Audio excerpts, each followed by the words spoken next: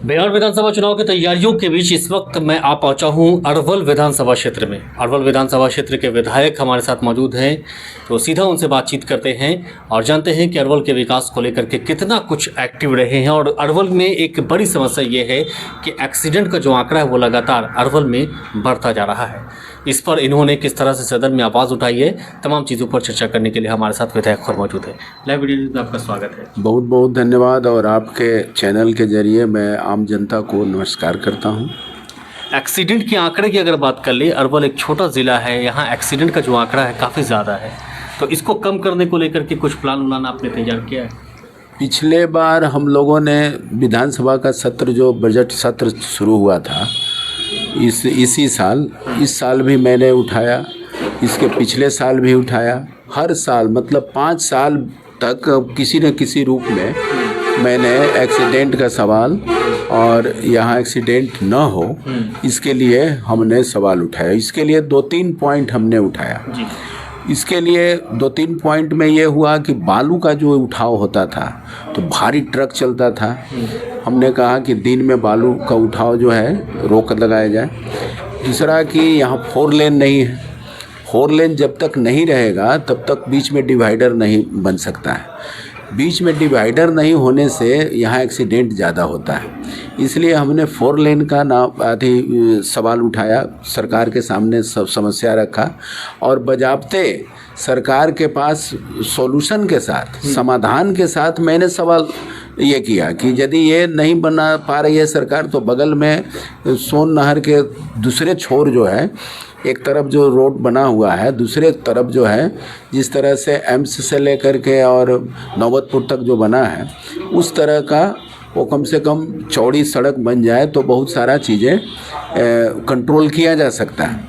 तो सरकार इस मामले में देखिए कि कुछ तो करना नहीं है। अच्छा। गडकरी साहब आए और गया में उन्होंने घोषणा किया कि अरवल NH 139 को पटना से औरंगाबाद तक का 4 लेन होगा। दूसरे दिन मतलब 3-4 दिन के बाद जो है तुरंत अखबार में खबर छपी कि वो कैंसिल हो गया, वो नहीं बनेगा। तो ये तो इन लोगों का है केवल जुमला, इनका घोषणा केवल जुमला होता है, घोषणा करते हैं और वो जुमला साबित होता है। नहीं, कई जगह तो सड़कें बनी हैं, आपने खुद देखा बिहार में। मैं कह रहा हूँ कि सड़कें बहुत बनी है, लेकिन जहाँ पूरे बिहार का सबसे ज़्यादा यदि एक्सीडेंटल रोड है तो औरंगाबाद से लेकर पटना के बीच में और दाऊदनगर, अरवल और ये सब पिछले बार हमने आंकड़ा दिया था तो आपको दाऊदनगर में ये ओबरा विधानसभा में करीब 600 से ज़्यादा लोग मारे गए थे एक साल में। उसके बाद हम अरवल में 400-500 लोग मारे गए थे। कुल मिला जुला करके 1200-1300 लोग जो है पटना तक का जो है 1500 से कम नहीं लोग मारे गए थे। इसका आंकड़ा एक साल का आंकड़ा। हम समझते हैं कि इतना ज़्यादा आपको पूरे बिहार में कहीं एक्सीडेंट नहीं होता है। हम लोग तबाह रहते हैं, यहाँ कब एक्सीडेंट हो जाएगा, कब लोग मारे। हाल परसों साइकिल से 2 बच्चा पढ़ने वाला था, प्रसादी इंग्लिश का पढ़ाई करके साइकिल से जा रहा था। अनियंत्रित जो ट्रक चालक होते हैं, बहुत सारे तो नियमावली है नहीं, यहाँ शहर में कैसे चलाना है यह भी नहीं जानते हैं लोग। और प्रशासन और ये जो सरकार नाम की कोई चीज़ नहीं है, कोई नियंत्रण नहीं है। सरकार को आप देखिएगा कि यहाँ पर कोई प्रशासन पर और इन लोगों पर कोई नियंत्रण नहीं है, बेलगाम हो गए हैं। जिसको मन में जो आ रहा है वो अपना करता है। मोटरसाइकिल वालों को तंग हुआ भी करेंगे तो कभी किनको तंग करेंगे। असली जो प्रॉब्लम है उस प्रॉब्लम को समाधान नहीं करेंगे। पूरा एक्सीडेंट हो गया, 2 बच्चा के स्पॉट डेथ हो गया ये लापरवाही की वजह से। तो हम समझते हैं कि यहाँ जो एक्सीडेंट का जो मूल कारण है उसमें बालू उठाव के कारण बहुत ज़्यादा ट्रक चलता है, 4 लेन का नहीं होना। उसके बाद जो है 4 लेन जैसे ही बनेगा तो डिवाइडर, हमने डिवाइडर का ही डिमांड किया था कि सड़क पर डिवाइडर बना दिया जाए। तो सरकार का ही जवाब था कि बिना 4 लेन के डिवाइडर नहीं बन सकता। हमने बीच में डिवाइडर का पहले हम डिमांड किया, तो बिना डिवाइडर के 4 लेन के डिवाइडर नहीं बना सकते तो 4 लेन बना दीजिए। यदि डिवाइडर मस्ट है एक्सीडेंट रोकने के लिए, आप देखे होंगे कि पहले जो ये आपका ग्रैंड ट्रंक रोड पर काफ़ी सड़कें ये तो होता एक्सीडेंट होता था, बहुत एक्सीडेंट होता था। जैसे ही बीच में डिवाइडर हो गया, आंकड़े का बहुत कम, अब नगण्य हो गया, अपने लेन में चलेगा। तो यहाँ तो कभी इधर घुस के कभी उधर घुस के अब चलाने का जो एक सिविक सेंस भी नहीं होता है, इस वजह से भी दिक्कतें होती है। तो मैं समझता हूँ कि डिवाइडर रहने से 4 लेन, कुल मिला जुला कर 4 लेन रहने से आपका एक्सीडेंट भी कम होगा। दूसरा कि हमने मांग किया कि यहाँ बहुत ज़्यादा एक्सीडेंट होता है, इसलिए अरवल में ट्रॉमा सेंटर का निर्माण किया जाए। इसके लिए क्या जवाब मिला? वो सरकार ने कहा कि बगल में आपका विक्रम में ट्रॉमा सेंटर बन के तैयार है, इसलिए अरवल में नहीं बनाया जा सकता। तो विक्रम में बन के तैयार है, 7 साल 8 साल हो गया बन के तैयार है, अभी तक उसका उद्घाटन नहीं हुआ, अभी तक चालू नहीं हुआ, भवन ढहने लग गया। तो बन के तैयार है, करोड़ों अरबों रुपया लगा करके तैयार है, लेकिन भवन ढहने लगा है। तो मैं समझता हूँ कि सरकार का इच्छा शक्ति विकास के मामले में जीरो है, और कुछ चिकन कर देने से, कुछ घोषणा कर देने से ये विकास का आंकड़े नहीं सामने आते हैं। विकास के आंकड़े आते हैं कि जनता के जो मूलभूत, जो आधारभूत जो ज़रूरत है, उस मामले में सरकार का क्या योजना है। हमने विधानसभा में यहाँ सिंचाई, दवाई, पढ़ाई, ये इन सारे चीज़ों को लेकर के जोरदार तरीके से सवाल उठाया था। तो यहाँ पहला जो है अरवल का सदर अस्पताल है, हम लोगों के विधान शुरू से ही, जब कोरोना काल हुआ, जैसे ही हम लोग जीते उसके बाद कोरोना हुआ और उसमें भारी संख्या में लोग 2021 में मारे गए थे। तो उस समय हम लोग जा करके वहाँ हम लोगों ने उनका मदद करते थे, हॉस्पिटल में जाते थे, मरीजों को हौसला बुलंद करते थे। सब लोग घर में दुबके हुए थे, लेकिन हमारे लोग, हमारी पार्टी के, भाकपा माले के लोग, हम लोग जितने भी प्रतिनिधि थे, सारे लोग वहाँ अस्पताल में जा कर के हम लोग उसका ये करते थे। उसी समय हमने विधानसभा में सवाल किया, ऑनलाइन मीटिंग थी, तो ऑनलाइन मीटिंग में सवाल किया कि यहाँ ऑक्सीजन प्लांट नहीं है, ऑक्सीजन प्लांट लगवाइए। यहाँ ब्लड बैंक नहीं है, ब्लड बैंक लगवाइए। हमने विधानसभा में भी सवाल किया। ये सारी चीज़ें आई? ये सारी चीज़ें आई।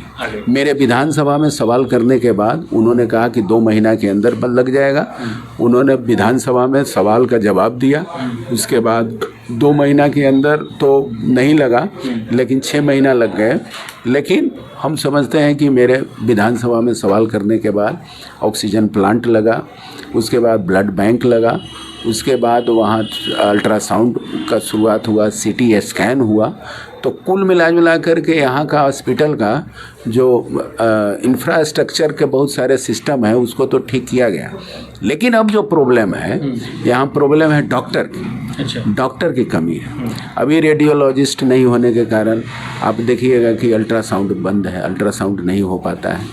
इसके अलावा जो पीकू में जो बच्चा चाइल्ड स्पेशलिस्ट नहीं होने के कारण, कई डॉक्टरों की कमी के कारण वहाँ सर्जन हैं, हड्डी के डॉक्टर, ये सब नहीं होने, बहुत सारे जो हैंड्स हैं, बहुत सारे जो कर्मी हैं, स्वास्थ्य कर्मी, वो लोग नहीं होने के कारण आपका OT बंद रहता है, ऑपरेशन नहीं होता है। तो कुल मिला जुला करके जनता के सुलभ यदि स्वास्थ्य की चिंता सरकार करे तो ये सब चीज़ों को ठीक करना होगा। मतलब कुल मिलाकर के अगर देखा जाए स्वास्थ्य के क्षेत्र में बेहतर काम हुआ है, आपने आवाज़ उठाई और उस पर काम हुआ है। किसानों के लिए क्या कुछ हुआ? किसानों के लिए यहाँ देखिएगा कि नहर प्रणाली है, ये सोन नहर है। तो सोन नहर का मैं समझता हूँ कि 95 के पहले अर्थवर्क हुआ था, उसके बाद कोई अर्थवर्क नहीं हुआ था। सब जो पैरेलल चैनल टूटा हुआ था, जितने जो वितरणी था वो सब वितरणी भरा गया था बढ़िया से, नीचे तक टेल तक पानी नहीं पहुंच पाता था। तो उसमें हम लोगों ने विधानसभा में लगातार सवाल करके पहले तो जीर्ण शीर्ण जो वितरणी था और पैरेलल चैनल था उसको ठीक करवाया। अमरा रजवाहा से लेकर सैदपुर, उसके बाद जो है यारा रजवाहा है, बुड़िका रजवाहा है, 10 नंबर है, ये सब रजवाहा का अर्थवर्क काम हुआ, जीर्णोद्धार हुआ। ये काम हुआ। इसके अलावा पैन आहर ये सब का उड़ाही का काम हमने लिख करके किया। भारी संख्या में यहाँ जो आहर पाइन ये था, हाँ, भारी संख्या में इन लोगों का हम लोगों ने विधानसभा में सवाल करके लेटर हेड से लिख करके हमने इसको करवाने का काम किया। विभाग में मिल करके सब करवाने का काम किया है। तो बहुत सारे अभी भी जो नहर में जो पानी जो मिलना चाहिए, ये तो ऊपर का मामला है। तो ऊपर के मामला का जो प्रॉब्लम है, उस प्रॉब्लम के लिए विधानसभा में 3 बार मैंने सवाल उठाया। इंद्रपुरी जलाशय निर्माण का जो बहुत पेंडिंग पड़ा हुआ है, इंद्रपुरी जलाशय का निर्माण यदि हो जाए तो समझ लीजिए कि पूरे इधर सोन नहर में सालों पानी रहेगा, कोई दिक्कत नहीं, गर्मा धान लोग करेंगे। लेकिन सरकार की वो नियत नहीं है बनाने का। और ये नीतीश कुमार के भी शासनकाल में भी, लालू जी के शासनकाल में भी वहाँ सब लोग जाकर के घोषणा करते हैं। कदवन में, कदवन जलाशय नींदपुरी के नाम से वो जाना जाता है, लेकिन अभी तक नहीं निर्माण कराया जाना, मैं समझता हूँ कि किसान के प्रति जो सरकार का रवैया है वो रवैया ठीक नहीं है। दूसरा हमने सवाल किया कि पूरे सर्वे करा करके नए पूरे नहर का सर्वे, चूँकि 150 साल पुराना हो गया है नहर, उसमें ज़मीन का ऊंचाई बढ़ गया है नहर, हाँ, उसको सर्वे करा करके पूरे आधुनिकीकरण किया जाए। सर्वे करा करके आधुनिकीकरण किया जाए, तक जीर्णोद्धार में तो होता है कि भाई किसी तरह से ठीक ठाक पेंटिंग हो जाएगा, लेकिन आधुनिकीकरण करने का होता है कि सर्वे होगा तो उसका लेवलिंग करके कि नीचे तक का हमको हर खेत तक पानी पहुंचाना है, इसकी गारंटी कैसे हो। इतना सुलभ, इतना बढ़िया व्यवस्था है आपका सिंचाई का, लेकिन सरकार के लापरवाही के कारण वो समझ लीजिए कि मरणासन की स्थिति हो गई। इसलिए इस सवाल को लेकर के भी जोरदार तरीके से हमने सवाल उठाया। दूसरा कि यहाँ सड़कें बहुत जर्जर थी, और अभी पिछले बार हमने पीछे बताया कि यहाँ जो सड़क दुर्घटना का कारण था कि बालू का उठाई और ये सब को लेकर के, तो सोन नहर में जो सोन नदी में जिस तरह से अनियंत्रित बालू का उठाव होता था, उसका हम लोगों ने जब सर्वे किया गांव-गांव में, तो वो चौंकाने वाले आंकड़े आए। उस बालू उठाने से बहुत ही खतरनाक परिवर्तन हो रहा है इलाके में, क्षेत्रों में परिवर्तन जो हो रहा है उसमें है कि वाटर लेवल नीचे चला जा रहा है। सोन नदी के किनारे वाटर लेवल नीचे जाना ये ऐतिहासिक है। अभी तक चिंता का विषय है, पर्यावरण पर भारी ये प्रतिकूल असर डालेगा। इसलिए मैं कह रहा हूँ कि अभी तक जब से लोग बसे हैं, सैकड़ों बरस पुराने गांव लोग बसा हुआ है, कई बरस हो गया, और उस बरस पुराने बसे हुए गांव के लोग आज तक नहीं बताते हैं कि हमारे यहाँ चापाकल सूखा है। कभी 10-20 फीट में पानी, बढ़िया पानी मिलता था, लेकिन अब जो है वहाँ पानी नीचे, वाटर लेवल नीचे चला गया। इतना जो हेवी गाड़ियाँ चलती हैं, बस, ट्रक, ये सब, ट्रक जो चलता है बालू लाद करके 40 टन 50 टन, हाँ, रोड जो है वो 9 टन वाला रोड बना हुआ, ग्रामीण सड़कें, वो बिधुना गया पूरा एकदम, जो है वो रोड का शक्ल भी नहीं रहता था। तो उस इलाके से सोंसा, चंदा, कमता, मसदपुर से लेकर के इधर जो अमरा लेकर के और वैना से लेकर आप दूना छपरा तक का, अरवल से लेकर, ये सारी सड़कें जो थी वो सब चलने लायक नहीं था, लोग नहीं जा पाते थे। उसको लेकर के लगातार 4 बार 5 बार सवाल उठाया, और कभी बालू के सवाल पर उठा करके सड़क को भी जोड़ देते थे, कभी सड़क के सवाल उठा करके बालू को जोड़ देते थे। तो ये सब सवाल करते हुए विधानसभा में हमने सवाल उठाया, जिससे करीब 122 से ज़्यादा सड़कें जो जीर्ण शीर्ण था, वो सारे सड़कों को समझिए कि टेंडर प्रक्रिया में हुआ है, बना भी है, कुछ सड़कें बनी है, कुछ सड़कें में काम लग गया है। तो ये विधानसभा में हमारे जोरदार तरीके से सवाल उठाने का नतीजा निकला। लगातार आप उठाते रहते हैं विधानसभा में। तब ऐसे में सवाल ये है कि राहुल गांधी बिहार दौरे पर हैं, वोट चोरी को लेकर के, SIR को लेकर के, क्या इससे आप लोगों के वोट बैंक पर असर पड़ेगा? वोट ज़्यादा आ पाएगा, प्रतिशत बढ़ेगा? क्या लगता है राहुल गांधी के बिहार दौरे से? देखिए, SIR के अलावे बहुत सारे मुद्दे भी हैं SIR का भी मुद्दा है, वोट चोरी का तो बहुत सारे चीज़ें अब तो क्लियर हो गया। और जिस तरह से चुनाव आयोग ने वक्तव्य दिया, मैं समझता हूँ कि अभी तक के इतिहास में ऐसा सड़क छाप और ऐसा समझ लीजिए कि धमकी भरा और शर्मनाक बयान किसी भी चुनाव आयुक्त द्वारा इस तरह का वक्तव्य नहीं दिया गया था। कहीं से ये आंख मूंद करके सुनते उनका वक्तव्य तो यही लगता कि बीजेपी के प्रवक्ता बोल रहे हैं। तो मैं समझता हूँ कि पूरे संवैधानिक संस्थान जहाँ किसी एक खास पार्टी के पॉकेट का तंत्र बन जाए तो उसमें लोकतंत्र पर खतरा तो बढ़ जा रहा है। दूसरा कि ये चोरी नहीं होता तो ऐसा कानून बनाने की क्या ज़रूरत थी कि चुनाव आयुक्त पर कोई मुकदमा नहीं होगा। वो कुछ भी गड़बड़ी, कोई ईश्वर नहीं ना है कि गलती से परे हैं, आप आदमी हैं।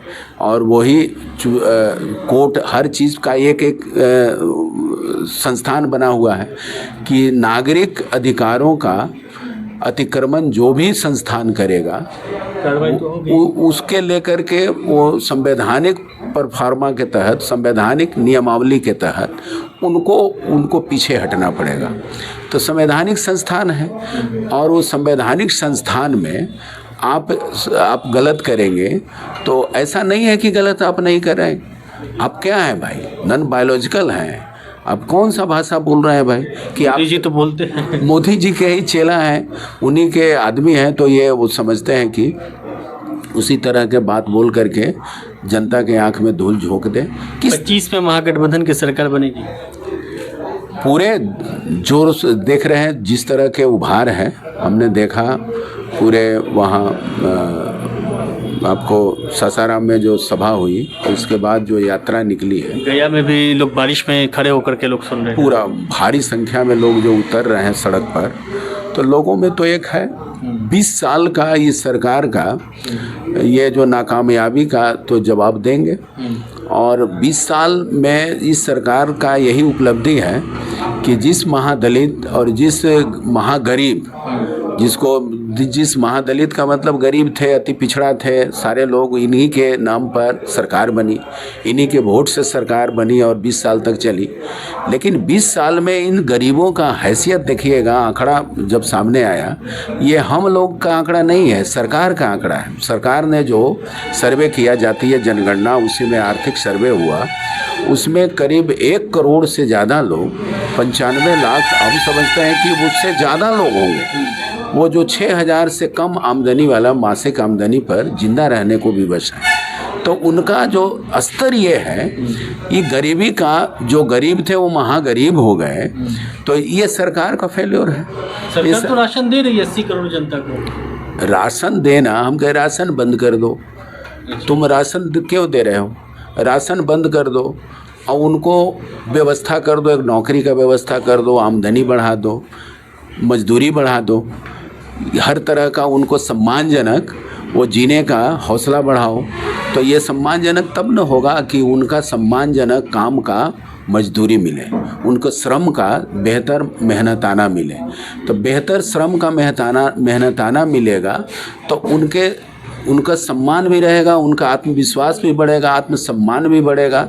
तो मैं समझता हूँ कि स्वाभिमानी भी होंगे। तो यहाँ तो किसी के रहमो करम पर जिंदा रहने का ये प्रवृत्ति जो बढ़ाने की कोशिश की जा रही है, ये करने के बजाय सेल्फ स्टैंड खड़ा करने का तरीका जो होना चाहिए, उसके लिए क्या होना चाहिए? MSP लागू करें। हम करें कि किसानों का बेहतर आमदनी हो जाएगा तो ये इलाका है, खेती से होगा तो किसानों को भी आमदनी बढ़ेगा। और किसानों का जैसे ही आमदनी बढ़ेगा तो किसान भी मजदूरों को ज़्यादा मजदूरी अपना देंगे, उनको भी देने में दिक्कत नहीं होगा। किसान लोगों को भी कम मजदूरी देने की दिक्कत होती है कि भाई उनका आमदनी कम रहता है, वो कोशिश करते हैं कि कम से कम में हम ज़्यादा से ज़्यादा काम करा लें। मजदूर को लगता है कि कम से कम काम करें, ज़्यादा से ज़्यादा मजदूरी मिले। तो ये तभी होगा जब अनाज का दाम बेहतर मिलेगा। तो उनको जो अनाज भी मिलेगा मजदूरी के रूप में, तो मैं समझता हूँ कि उनको भी ज़्यादा बेहतर ये आमदनी होगा। तो आमदनी बढ़ाने का एकमात्र यहाँ कृषि है।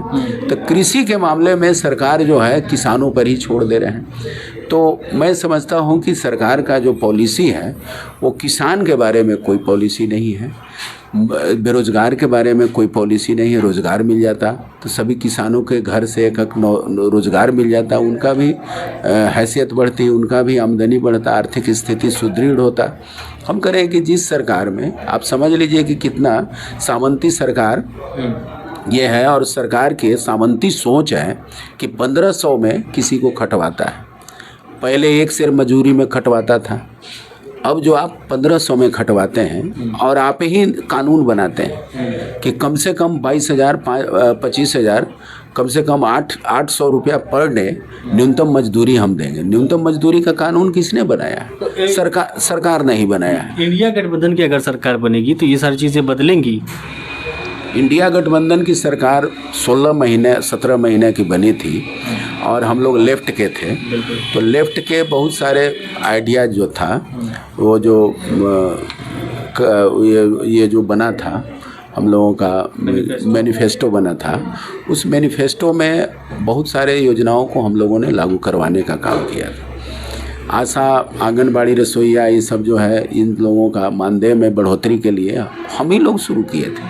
हम ही लोग लगातार सरकार ने बढ़ोतरी, कितना लंबा लड़ाई लड़ना पड़ा है, लगातार संघर्ष करना पड़ा है। आंगनबाड़ी, ये आशा के लिए तो सब चीज़ तय था, तब भी नहीं हुआ था, और तब तक सरकार बदल गई, ठंडे बस्ते में डाल दिया गया। सब कुछ घोषणा केवल करना था, लेकिन वो तेजस्वी जी थे, वो घोषणा केवल करना था, बात हो गई थी। हम ही लोगों के नेता थे और बात हो गई थी, सरकार बदल गई, सरकार बदल गई, उसको ठंडे बस्ता में डाल दिया गया। अभी जो है ये चुनाव के ऐन वक्त में ये घोषणा की है, देखिए आने वाली सरकार में इसको रोक देंगे, बनेगी। तो यही करते हैं। दिल्ली में इन्होंने घोषणा किया, सरकार बन गई, उसके बाद रोक दिया। तो जो घोषणा किया है अब इसे रोक सकते हैं, रोक भी सकते हैं। दिल्ली इसका उदाहरण है, दिल्ली इसका उदाहरण है। आप देख लीजिए, बीजेपी कुछ भी कर सकता है, आम जनता के खिलाफ वो कोई भी कदम उठा सकता है। बीजेपी तो जनता ही चुन रही है, सरकार तो जनता ही चुन रही है। अभी जनता समझ रही है, जिस दिन समझेगी ना तो देख लीजिए क्या हाल होगा। अभी नहीं समझी है जनता, बहुत धीरे धीरे बहुत सारे जो है उनका तंत्र है, बहुत सारे देखिए धीरे धीरे तंत्र पर भरोसा है, और 2-4% भी भरोसा जनता का तंत्र पर रहता है ना, तो भरोसा करती है कि चलो भाई अब सुधरेगा। अभी भरोसा कायम है, अभी कुछ तंत्र पर भरोसा है, लेकिन अभी देखिए कितना तेजी से इस तंत्र पर भरोसा टूटते जा रहा है। अच्छा। पिछले बार ये चुनाव आयोग पर जो भरोसा था जनता का, नया सर्वे जो आया है, वो नया सर्वे में अचानक जो है वो भरोसा टूटा है। काफ़ी इनके खिलाफ जो है लोगों का ये अथी आया है, विचार आए हैं। अरवल से फिर जीत करके आएंगे, जनता की उम्मीद है। जनता के इतने बड़े बीच में रहे हैं, सुख दुख में खड़े रहे हैं। हमने जो शुरू में वादा किया है, उस वादा को कोशिश किया है कि पूरा करेंगे। 15 में राष्ट्रीय जनता दल को टिकट मिला था। हाँ, 15 में मिला था। क्या 15 दोबारा दोहराया नहीं जा सकता है? अभी तो यहाँ हम लोगों का जो है अरवल में भाकपा माले का परफॉर्मेंस जो है जी, वो भाकपा माले ने जोरदार तरीके से जनता के बीच कई चीज़ों का काम किया है। हमने कमीशन रुकवा दिया है। हमने यहाँ घोषणा किया था कि सदन जब तक चलेगा तब तक ही हम पटना में रहेंगे, बाकी दिन हम आम जनता के बीच अरवल में रहेंगे। आप करते आ रहे हैं। हाँ, अभी तक जो हमने वादा किया वो हमने पूरा किया। यहाँ कभी भी किसी तरह का कोई संकट होता है, किसी के ऊपर कोई संकट आया, हमने खड़ा हुआ, सबसे आगे खड़े हमने खड़ा होकर के उनके संकट के सामने चट्टान की तरह हम लोग पहले खड़ा होने का काम किया। यहाँ 5 साल में सबसे बड़ी खासियत रही यहाँ अरवल में रहने का, सबसे बड़ी खासियत हुई कि बाज़ार अरवल और बैदराबाद जो बाज़ार है बहुत शांतिपूर्ण रहा। 5 सालों में किसी का कोई रंगदारी करने का, किसी दुकानदार के साथ छेड़छाड़ करने का कोई घटनाएं नहीं आई। 1-2 घटना शुरू में हुआ तो हम यहाँ तुरंत पहलकदमी लिए, तो सारे लोगों में ये मैसेज चला गया कि अब अरवल में ही रहते हैं, अब यहाँ इन लोगों को कुछ चलेगा नहीं। इसलिए प्रशासन को भी चौकस रहना पड़ा कि कुछ भी होता है पहले जनप्रतिनिधि पहुँच जाते हैं, उनका किरकिरी होने लगती है। तो ऐसी स्थिति में वो लोग भी कोशिश करते हैं कि यहाँ कोई दिक्कत ना हो। तो मैं समझता हूँ कि व्यवसायिक लोगों के लिए भी 5 साल बहुत ही सुनहरा काल रहा है। यहाँ किसानों के मुद्दों को लेकर के लगातार हम लड़ते रहे हैं। प्रसादी इंग्लिश लगातार जलमग्न रहता था बरसात से पहले ही। अभी स्थिति बेहतर, अभी वहाँ जो है फरहरी जुताई हुआ, पहले फरहरी कभी नहीं जुताई होता था। इधर आप देखिएगा वलीदाद से लेकर के अब प्रसादी इंग्लिश तक पूरा पैरेलल चैनल टूट करके नहर किनारे वाले लोगों का ज़मीन जो था वो तो अति पानी के वजह से, लगातार पानी की वजह से धान का भी फसल बेहतर नहीं होता था। एक फसली पैदावार के लिए वो हो गया था। लेकिन इस बार रबी उस इलाके में चना का खेती हुआ है। तो इसको लेकर के हमें भी सुकून मिलता है कि चलिए विधानसभा में जाने के बाद हम जिन मुद्दों को लेकर सड़क पर लड़ते थे, आज उन मुद्दों को लेकर विधानसभा में सवाल उठाया, उसका प्रतिफल मिला। तो एक सुकून मिलता है कि जनता के व्यवसायी खुश हैं, किसान खुश हैं, आम जनता खुश है, और जो चीज़ें चाहिए थी जनता को जनप्रतिनिधि से वो सारी चीज़ें देने में लगभग सक्षम रहे। हालांकि कुछ ऐसी चीज़ें ज़रूर छूट गई जिसे पूरा करने की भरसक कोशिश करेंगे। अब देखने वाली बात ये होगी कि अरवल विधानसभा से एक बार फिर से जीत करके आते हैं या फिर यहाँ पर CPI ML को टिकट मिलता है या फिर पार्टी चेंज करती है, ये भी देखना दिलचस्प होगा।